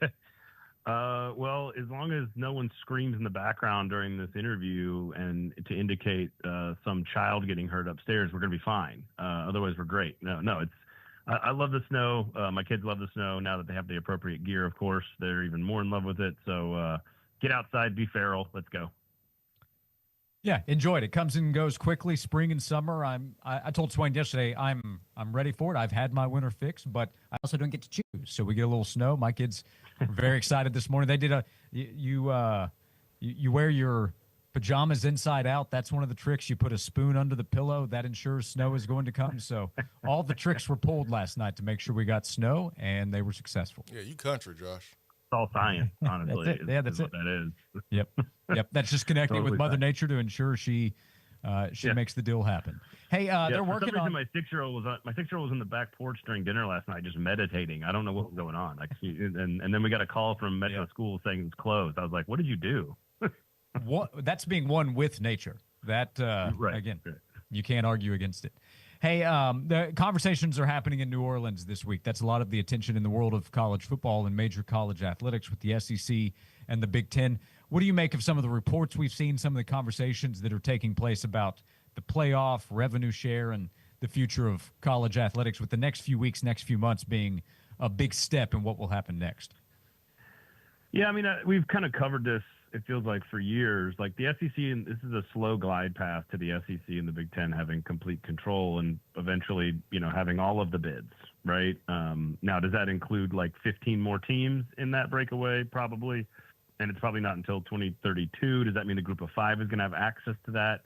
Probably not. But again, that's 2032. So, this is all sort of like, you can kind of see. I mean, I feel like I did an interview with you guys like 3 years ago, and I was like, this is where this is going. And I feel like every year we do this around this time, and it's like, okay, well, we're one step closer. We still have 8 more to go. Okay, one step closer, 6 more to go. And I think that's where we're at here. They're just continuing to say to the other conferences, like, hey, if you play nice, we'll push this off as long as possible until we have to, gobble up the entire sport. So I imagine they expand. There's certain things I don't like as a fan of the sport. Like I don't want 4 automatic bids for the SEC and for the Big Ten, like 8 automatic bids. Like what happens if there's 5 teams that are worthy? What happens if there's only 3? What happens if there's an extra team from the Big 12? What happens if I don't like that part of it until all the schedules and conferences are equal, which is again going to take until the 2030s to do that. I don't love that. I think if you study, and I did this on our Athlon show, Athlon U, yesterday, and I think we're going to cover it today a little bit with on the SEC show, SEC Football Live. You look at the Big Ten schedule this year in non-conference play, including a game that is missing from Ole Miss. Ole Miss is the only team in the conference not playing a Power 4 opponent this year, and that's because Lincoln Riley and USC bailed on that game a couple of years ago when he got the job. The Big Ten is playing 12 total Power 4 non-conference opponents this year. 2 of them in week 1, and only a handful of them are ranked. They play Texas in week 1, Ohio State at home. It's just like it is like they're retreating from non-conference play after all those years of sort of yelling about the SEC. Like, and my question is that a function of the 9-game conference schedule that they're scheduling to sort of help their chances, which again is self-preservation. I get it. Like the SEC is doing the opposite, and is that because they only have 8 games? So like I've always wanted 9, and I'd love a scheduling alliance with the Big Ten where we have like an event in week 0 or something where we have 5 straight nights of like Big Ten SEC football. Heck, maybe put like half of those games in like another country. I'm fine with it because you can make a ton of money on it, and then you can pay players that way. And I think it would be fun. But like right now, you probably have to have 9 conference games to do that. And so I get what we're doing. Like the SEC and the Big Ten want every bid to the playoff. They want uniformity in scheduling, and whether it's 9 conference games or an alliance, they want revenue sharing. They want everything to be about the same. And we're just going to I feel like we're just going to slowly but surely take steps towards that until eventually we get there in like 2032, where it's like, all right, here are the 45 teams in the main league in college football that is largely governed by the SEC and the Big Ten. Braden, Cam Ward a former quarterback in Miami, had some comments, had a quote about the draft, and he said, "Hey, you're either going to draft me or you're not. And if you don't draft me, it's your fault. And you've got to remember you're the same team that's got to play me for the rest of my career, and I'll remember that." As a Titans fan, does that make you want to draft him first overall now? I mean, I want players who are confident. Yeah, I mean, I don't have a problem with that. But like Josh Rosen said the same thing, and I think he played like 3 games in the NFL. So, I mean, like, does it matter that he said it to whether or not you evaluate him to be good enough or not? Like, I think that's largely irrelevant. But I want my, sure, I want my players to be confident. This is must-lie season. Everybody's campaigning and politicking for everything, and of course, he's going to try to sell himself as hard as possible. That's the point of the job right now for a player like that. You got to sell yourself, and I'm clearly now on Cam over Shador. I still don't think either of them is a top 5 pick in my evaluation of them. I don't make millions of dollars to work for an NFL team to make those decisions, so take that for what it's worth. But you know what? Those guys make millions of dollars and screw it up all the time. So the Titans just need so much more. We've covered this. We've talked about this. I've talked about it ad nauseum since the Houston loss. Like, they just need so much more help than one player. And unless Cam Ward is truly like earth-shattering, like better than Kyler Murray, and Kyler Murray is sort of like the bar here for like what you get at number 1. Like, you look at the last like 15 years, and outside of like Matt Stafford, maybe Andrew Luck counts, even though he retired after 6 seasons. Certainly Joe Burrow counts. Like, the rest of them, all guys that we thought were like sort of surefire number 1 guys. I mean, Cam Newton's on that list of guys that were very successful. MVP, got his team to the Super Bowl, so he was totally worthy of the pick. Baker Mayfield's good on a second team. I mean, even Jared Goff and Matt Stafford had to be traded for each other to sort of realize the next level of their potential. Kyler Murray's been solid, really good player. I don't know how much you blame the organization around him, but you just look at it and you go, how many guys, Bryce Young, how many guys were number 1 overall, and you just go like, oh, that guy's a surefire. He's clearly number 1. And that's what you could say about Cam potentially. And it's like, but how many of those guys are Joe Burrow? Like, none of them. So unless he's Joe Burrow, the Titans need a lot more than that. And I don't think he's Joe Burrow. So, Braden, what is the focus right now at 440 Sports with all that's happening off season or in season with different sports? What can people check out? So, SEC, I have to talk basketball today, guys. Like, the SEC is too good at basketball, so I've got to talk basketball on a college football show. So, SEC football live every Wednesday, 4 o'clock Eastern, 3 o'clock Central Time on the 440 Sports YouTube page. Obviously, the Four Nations face-off has been outstanding. Canada and USA coming up on Thursday night, so we got coverage of that on all of our Preds platforms. Nashville SC season gets started Saturday night, so Club and Country is available for you if you want to get a quick rundown on the start of the MLS season. And of course, Titans, more Titans, and then some Titans after that. So lots of shows across the platform. So follow us on the socials. Check out the YouTube page. You can search for the channel on any podcast app of your choice. You get all of our shows right there. Braden, everybody knows basketball and baseball help boost up football as it lags behind a little bit in the SEC. It's a basketball and baseball league. Yeah. Interest levels are waning in the football world. So good thing we've got college basketball in the South to help prop up that diminishing and lagging football thing that's happening. You got the Hawks, the Magic, and SEC basketball. That's all you need. Not to discount now, I don't have to tell you guys, though, but college baseball is always one of my favorite sports, but that doesn't exist around the rest of the country necessarily. Yep, you don't have to explain. But it's a good time locally, a lot happening throughout the state and definitely in the mid-state. 440 Sports, go check it out. Subscribe when you stop by. Braden, always great to talk to you. Thanks so much for the time. Stay warm, and we'll talk to you again soon. Yep, always a pleasure. Braden Gall joining us, 440 Sports, Athlon Sports on the Stanley Fencing and Gates Hotline. We'll tell you more about what's happening with Second Harvest Food Bank and, importantly, right now, helping support the Food for Kids program. We'll do that. We'll talk more Tennessee basketball, Tennessee football with 45 minutes to go on today's show on Josh and Swain.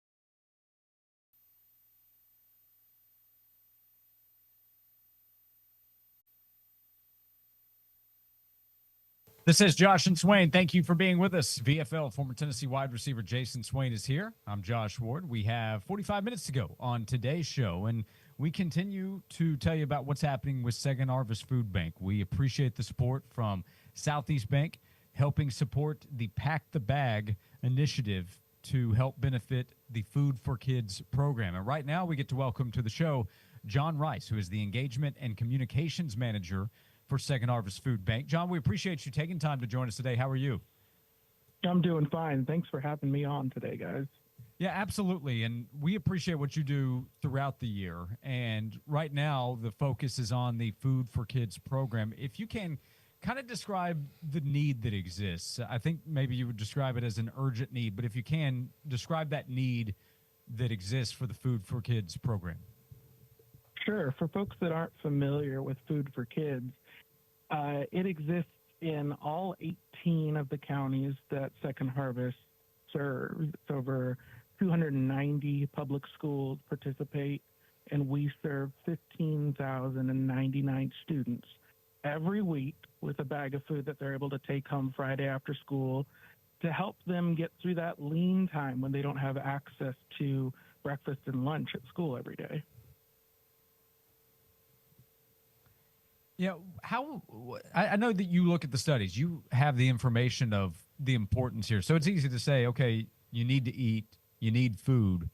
What about when we talk about children? How important is that? And what are the effects if, let's say, they aren't getting the food, they aren't getting the nutrition that they need, because that's part of the focus, making sure it's nutritious food. What's the impact on a child if he or she is not getting that food? Sure, that's a great question. That's one of the reasons why the Food for Kids program exists, is to help kind of bridge that gap. We've seen a lot of data that shows us that food is just really important to a child's needs as they grow. And we've heard a lot of feedback from teachers, guidance counselors, school nurses, that kids participating in the program are able to pay attention in class, or come with the proper amount of energy for a full day of school, and even see increased test scores and grades just because they're participating in the program. John, describe the power of community giving and kind of what goes into it. Yeah, that's one of the things we often say at the food bank is what we do isn't possible with support from the community. We have volunteers that are at our facility 6 days a week helping to pack food. A lot of these schools rely on volunteers, folks coming to different distribution centers and packing the bags for the kids each week. We have volunteers who show up at our mobile pantry distributions. But that's not the only way people that can contribute to the food bank. A lot of folks contribute food directly to us through food drives, and a lot of folks contribute funds to us. And that's why we do this kind of special 2-week Pack the Bag fundraiser for Food for Kids every year. It's to really highlight that program and let people know how important it is, and make it really easy for them to donate to that work. Because, like I said, we couldn't do it without support from the community. You can go to secondharvestetn.org, learn about the organization. You can make a donation very easily. You can set up a monthly donation. So if you want to continue to support, that is a great way to help. Set up a regular donation to Second Harvest at secondharvestetn.org.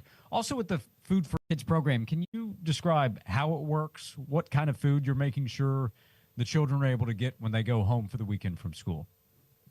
Sure. It's like we had talked about just a second ago. It's a very nutritious mix of foods. Every bag includes fruit, dairy, veggies, grains, and protein. That can look a lot of different ways, but we have things like shelf-stable milk, shelf-stable yogurt, little pop-top cans of veggies and fruit, sometimes fruit cups, applesauce, breakfast bars, granola bars, things like SpaghettiOs or microwavable macaroni and cheese. Everything that's in that bag is super kid-friendly, has different nutritious components, and is able to be opened by small hands too. One of the assumptions we try not to make is that every child taking that bag of food home has access to cookware and a stovetop. So for most kids, it's as easy as just opening up that bag at lunch on Saturday or dinner on Saturday, pulling out a few components and kind of creating a meal for themselves. You can go to secondharvestetn.org, make a donation there. It's very easy to do, and a reminder of the power that they have at Second Harvest to stretch a dollar. An $8 sponsorship will cover a child for a month. If you donate $100, you can sponsor a child for a full year. $100. That can be a night out at dinner. You can support a child for a full year with a $100 donation at secondharvestetn.org. John, we appreciate you taking time to join us. We really thank you for what you do each and every day and throughout the year at Second Harvest. Did we miss anything or anything you want to make sure people know before we let you go? No, that sounds great. We just want to thank you guys for your continued support. Thank the community for all they've done with us so far. Just let people know that through the end of the day, Saturday, we're still accepting donations for the program. Wonderful. Hey, John, thank you for joining us today. We appreciate you once again. Thank you, guys. John Rice joining us. He is the Engagement and Communications Manager at Second Harvest Food Bank. We also appreciate Southeast Bank for their sponsorship and support of the Pack the Bag fundraiser. The website, one more time, secondharvestetn.org, if you would like to go online and make a donation. You can join us. You can call or text to be a part of the show at 865-656-9900. We will come back. We'll get back to SEC basketball last night. It continues tonight. Tennessee gets the midweek off while getting ready for Texas A&M on Saturday. A&M going down last night in a loss against Mississippi State on the road. So Texas A&M, a projected 2 seed, just as Tennessee is, will be trying to avoid an 0-2 week on Saturday. Huge game for both teams coming up on Saturday. We'll come back. We'll get back to SEC hoops. We have an attaboy to hand out here in our next segment with you for another 30 minutes today on Josh and Swain.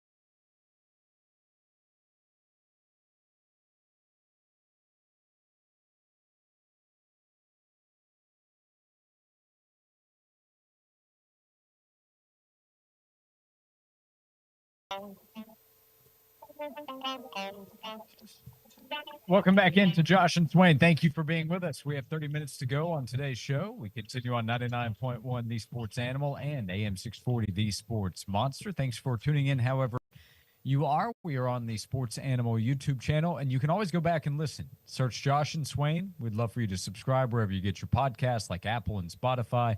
You can find us in the WNML app. You can always listen to our show on demand thanks to Beatty Chevrolet. You can call or text to be a part of the show at 865-656-9900. Swain, Texas A&M lost at Mississippi State last night.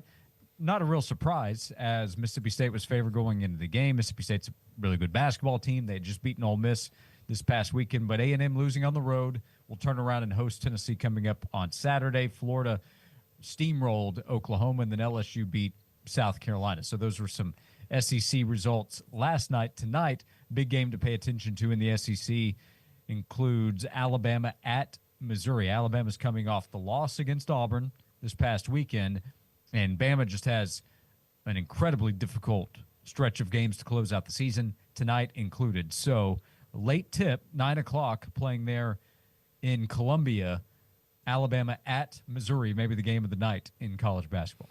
It's a perfect situation for Missouri, getting an Alabama team coming off an emotional loss to a rival. They lost the game at home in front of their own fans, and so now having to go on the road, I think this is a perfect opportunity for Missouri to get a signature win, a quad one win, a big-time win for the Mizzou basketball program. Not surprised that A&M lost the game, just like, we're not surprised OU lost to Florida. But the thing about OU Florida, we were not surprised by how they lost. I think it's safe to say that how Texas A&M lost against Mississippi State was a surprise, especially late in that game where Mississippi State just ran away with it and Texas A&M just didn't have an answer. Like, it got ugly quick. Like, it was a 8-0 run, and then that lead ballooned to like 16, 17 points. So that was a surprise for sure, that A&M just could not make shots late in the game.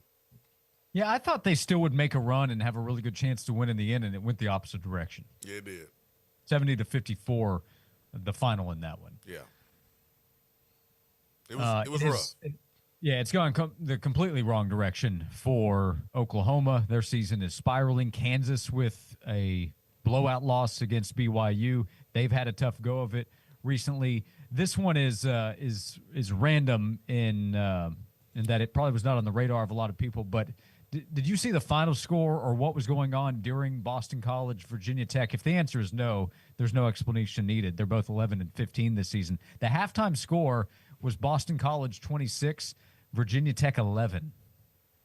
11 points. They scored 36 in the entire game, so they more than doubled the second half output. 54-36 was the final score. Virginia Tech scored 11 points in the first half of that game. Are they on scholarships? I mean, are the players on scholarship? Do they have any scholarships left? They were last night. I don't know if that status has changed today after what happened. 11 points in 20 minutes? Yeah, that's inefficient. That is something else. Well, going back to Kansas, they're obviously struggling this season. And you look at blue blood programs around the country, or just programs, period, around the country that have invested big in the transfer portal. Like, you think about Rylan Griffin, who out of nowhere jumps into the portal. He was a major contributor on a Final Four team last year for Alabama. But he jumps in the portal and goes to Kansas. Why? Because the grass is greener, in his opinion at that time. And so Kansas, they got Hunter Dickinson, who's been there, seems like longer than he's been in Michigan. I mean, he's been there forever. But you get all these players that have come in from other programs where they were the best player or one of the key contributors, and look where they are right now. The chemistry is not great. Their body language was so poor last night. Just because you are aggressive in the portal, just because you have the funds, doesn't mean that you're going to be successful. And I think that same statement can be applied to football. Like, think about the football programs this past season that we saw be super aggressive in the portal, and they lost more games than Tennessee, and they were more aggressive than Tennessee. So it gives you a chance, but it's no guarantee that you're going to achieve the goals that you have for yourself that season. Yeah, Hunter Dickinson, he got the big NIL deal more than a year ago, going into last season to leave Michigan, go to Kansas. He was pretty open about it, talked about what he wasn't getting at Michigan, and had the chance to go to Kansas. He's not won a lot. That has not worked out at Kansas, bringing Dickinson in. I'm not saying it's all his fault, but at Michigan, he wasn't winning much. He hasn't won much now that he's shifted over to Kansas. There were a couple of possessions, Josh, where I just watched him go from offense to defense. Man, maybe he had a tummy ache or something, but he or maybe he's in pain or something, but like he wasn't running back and forth like he had a lot of belief in his basketball team being able to win that basketball game. So there's some things going on with the Kansas basketball team. Bill Self came out and said that they probably need some time away from each other. This is not the off season. This is the middle of the season. This is the most important time of the season. We are a week or two away from March. Yeah, I don't know what their plans are. Maybe they take a day or two. They have to return to action on Saturday. Now, they get Oklahoma State at home. Oklahoma State is not good, but they still have games against Texas Tech, top 10 team, Houston, great team, contending for a number 1 seed, or if not that, a number 2 seed, and then Arizona to close things out. Final 3 games are Texas Tech, Houston, and Arizona. They better figure it out quickly or they're going to keep sliding. They're in the Big 12 headed toward NCAA tournament play. So some interesting results last night. Alabama at Missouri tonight in the SEC. Vandy at Kentucky. That's a 7 o'clock tip-off on the SEC network. That's a key game in the league to watch as well. Yeah, those 2 games will be really good tonight. Yeah, those are probably you can make a case those are the top 2 of the night in all of college basketball. The SEC top conference in college hoops, so that would help explain it. So results last night and key games to watch tonight in the SEC. Missouri at home against Bama. Kentucky hosting Vanderbilt. Kentucky better be ready with Vanderbilt coming in. Vanderbilt. Yeah, I think offensively we're going to see some action with Vanderbilt and Kentucky for sure. We know Kentucky plays defense when they feel like it, and Vanderbilt's well coached. Both teams have beaten Tennessee, but we'll see some good basketball tonight from those 2 teams. Yeah, both coming off losses. Vandy to Tennessee this past weekend. Kentucky at Texas this past weekend. We continue here on Josh and Swain. Before we close out this segment, let's hand out today's Attaboy. I just wanted to come by and congratulate you on the great work you've been doing. I like your style. You remind me of a young me. Failure is not an option. That boy is good. Always remind yourself, nobody built like you. You design yourself. Attaboy. We hand out Attaboys and Attagirls every day thanks to Native Design, local company, great team that can help you. They are your local custom pool and hardscape specialists. Swain, how about a couple of Attagirls that we can hand out today, both related to Lady Vols basketball, starting with Shamiqua Holtzclaw. She's been named to the Tennessee Sports Hall of Fame class of 2025. Recently, our guy Ron Slay was added to the class. Now Shamiqua Holtzclaw added to the Tennessee Sports Hall of Fame class of 2025. It is star-studded, by the way, and to me, there is no dispute to Shamiqua, what she was able to do at the University of Tennessee, what she did in her basketball career. She belongs in the Hall of Fame. 3 consecutive national championships at Tennessee, an undefeated 39-0 season with the 97-98 team. She's the all-time leading scorer and rebounder in Tennessee basketball history, 2-time National Player of the Year, 2-time SEC Player of the Year, 2-time NCAA Tournament Most Outstanding Player, and a 4-time All-American, number 1 pick in the WNBA draft, 6 All-Star selections. Can keep going with the list. Tennessee fans know very well what Shamiqua did as a Tennessee Lady Vol. Yeah, 100%, man. She was so fun to watch. She was my favorite Lady Vol when she was there at Tennessee. Staying with the Lady Vol theme, Attagirl goes to Kim Caldwell. She was named to the Naismith Coach of the Year watch list, and there's a lot of coaches out there that are deserving and to be mentioned with some of these coaches that they're in the top 5, top 10 of the rankings. But you think about first year coaches around the country. Kenny Brooks over there at Kentucky, what he's done in his first year, pretty good. Neil Ivey, I mean, her team's #1 in the country. I mean, that's a machine up there at Notre Dame. Shay Roth there, Vanderbilt, what she's doing. Kim Mulkey, LSU, Texas, and Vic Schaefer. They beat Don Staley's squad, and she's also listed too. But to be one of 6 coaches in consideration, and among all these other great coaches that are having really good seasons, I mean, it's a heck of an accomplishment for Kim Caldwell. Her first season running a system that no one else runs in college basketball, and coming from Marshall when she was only there for a year, and then before that was what, Division II, Division Small 1, playing in front of a couple people here and there. So I'm like, her jump and still to be able to have the season that she's having here in Tennessee in her first year is pretty remarkable. Yep, for sure. And she deserves to be on that list. So to Lady Vol head coach Kim Caldwell and Lady Vol legend Shamiqua Holtzclaw heading into the 2025 Tennessee Sports Hall of Fame, we hand out Attagirls, and we hand out Attagirls each and every day, Attaboys and Attagirls, thanks to Native Design. For 20 years, Native Design has transformed outdoor spaces into breathtaking retreats where families gather, friends connect, and memories are made. Native Design turns ordinary yards into exceptional escapes. It's an exceptional company, locally owned and operated, helping folks right here in East Tennessee. Native Design, your local custom pool and hardscape specialist. Call 865-310-3256 or visit the website nativetn.com. A third consecutive home game tomorrow night for the Lady Vols. It's going to be a big one. Alabama's a good team coming into Knoxville. That's going to be a big game for the Lady Vols in SEC play. Oh yeah, that's gonna be intense, man. I know Alabama Tennessee football is what it is, but we get the third Saturday in February in basketball. Can we call it that? Kind of, not really. Yeah, we can.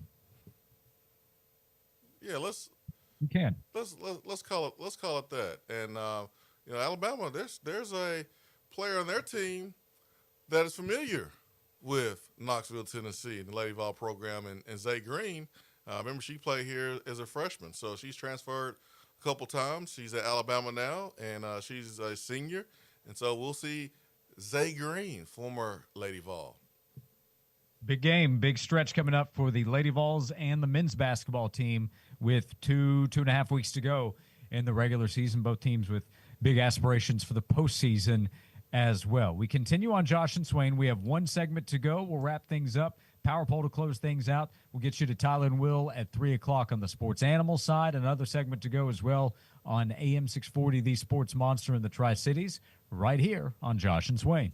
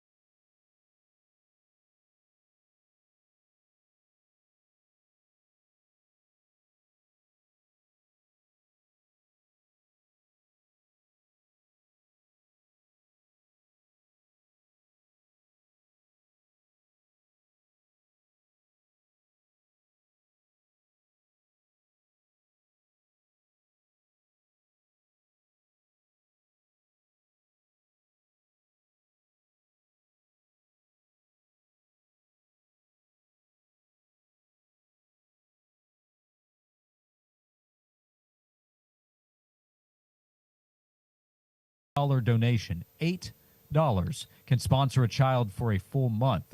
A $100 donation can sponsor a child for a full year. All you have to do is go to secondharvestetn.org, and you can help support the Pack the Bag fundraiser to help make sure the Food for Kids program is successful. Secondharvestetn.org is the website. Thanks again to Southeast Bank for helping support this initiative. We will hit the power poll coming up in just a moment. Dalton Connect and the Lakers get back in action tonight. I don't know why they schedule it this way, Swain, but the league's back in action. There's one game tonight. It's the Lakers against the Hornets. Typically, that matchup would mean nothing, but they did a trade that got rescinded just a couple of weeks ago. Dalton was involved in that. So he goes up against his somewhat former team tonight in L.A.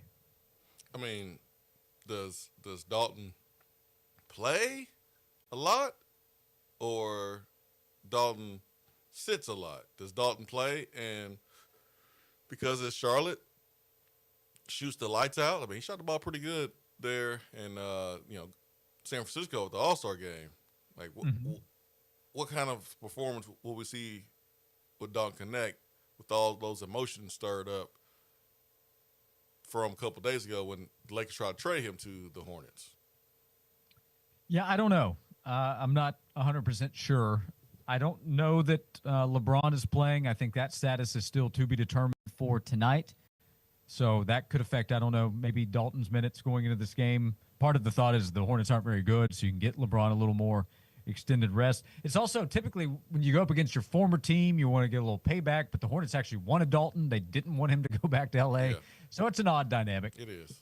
We'll see those two teams play tonight. Luka continues to play for the Lakers. Always fun watching Luka, and he's motivated too.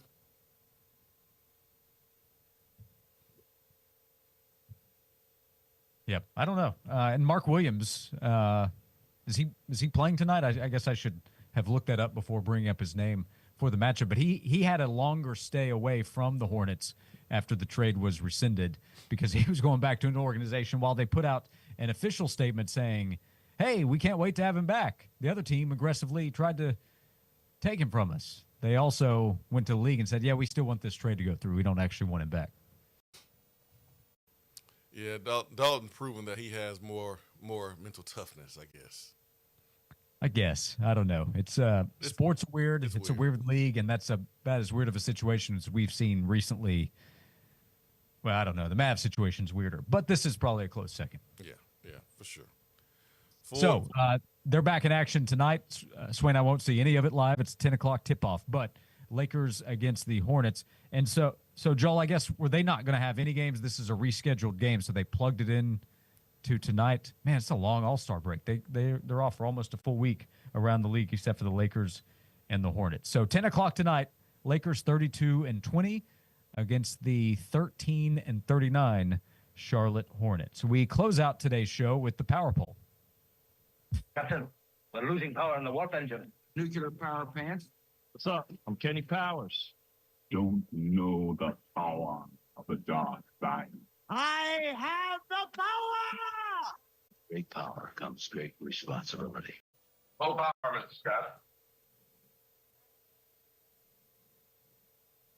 All righty, Swain. So Dalton and the Lakers back in action. The league kind of back in action with one game tonight. Everybody else gets going over the next couple of days. We have our top 5 NBA teams as they now head toward somewhat the second half of the season. Yeah, man, this is not the easiest here, but I'm going to go with number 5, the Memphis Grizzlies. Number 4, the Denver Nuggets. Boston, the defending champions. I'm putting them at number 3. The reason why is because Cleveland right now, number 1 in the East, and they're playing a lot better. But Boston always a threat to go back to back. And then number 1 is OKC, man. They're the best team in the league right now. They have the MVP and Shai Gilgeous-Alexander. All righty. I struggle with the 5th spot. I'm giving Memphis an honorable mention. I kind of project ahead to what happens if they play in the postseason. If the Lakers are together, I think their physicality, even though the center position's kind of iffy right now, they can at the other positions play bigger bully ball style. I have the Lakers number 5. I have Denver number 4. I have Cleveland number 3, Boston number 2. Cleveland has had a terrific season. Boston beat them head-to-head recently. I thought looked like the better basketball team. I think they're kind of coasting a little bit, knowing what they're capable of in the postseason. OKC is so impressive. Shea is so impressive. I do have the Thunder at number 1. You know, Cleveland's 6 games ahead of Boston, right? Or 5.5. I do, Okay. but I watched a fair amount of their win in Cleveland a couple of weeks ago. I just thought Boston's a better team. Okay. We should do that power poll a couple weeks ago then. But we didn't. A dishonorable mention to the Chicago Bulls, if we have time for that. Well, yeah, man, they're 10th out of 15 teams in the East. They're terrible, like always. Not last. Congratulations, Bulls. You're not last, but you damn All sure right, ain't first. Swain, good luck to your Lakers. You're back with the Lakers. You were involved in the trade That's right. from LA to Charlotte and Emotional. then sent back to the Lakers. It was emotional for me. Yeah. So good luck tonight as your team gets back to action. We'll get a chance to watch some SEC hoops, Kentucky Vanderbilt in the 7 o'clock window, and then Alabama, Missouri. You're pulling for Mizzou, right? You want to see Bama go down again? I don't really care, but you know me, man. I got 2 teams: Okay. Tennessee and the team that's playing Alabama. That team tonight, the Missouri Tigers. Missouri. They'll play in the 9 o'clock window.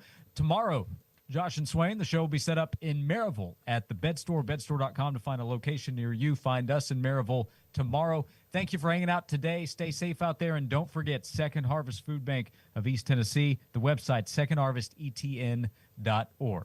Thanks for hanging out with us on Josh and Swain.